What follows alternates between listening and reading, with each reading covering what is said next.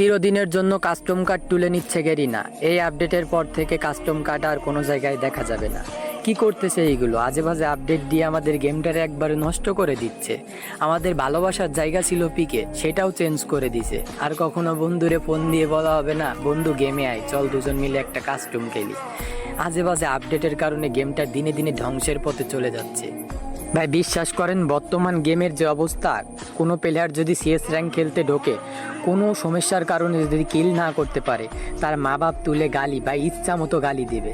আর আমাদের বড় ভাইরা যারা এখনও বাইরে থেকে এই ভালোবাসার গেমটা খেলে, তারা দিন শেষে গেমের ইচ্ছাটা পূরণ করার জন্য, গেম খেলার ইচ্ছাটা পূরণ করার জন্য তারা একটা কাস্টম খেলেই গেম থেকে চলে যেত।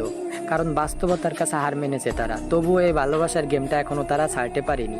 কিন্তু গেরিনা যে এই আপডেটটা দিচ্ছে, এই আপডেটটা দিয়া গেরিনার ঠিক হচ্ছে না। আমাদের ওল্ড পিকে তুলে নিছে, আমাদের ব্যাকজাম তুলে নিছে।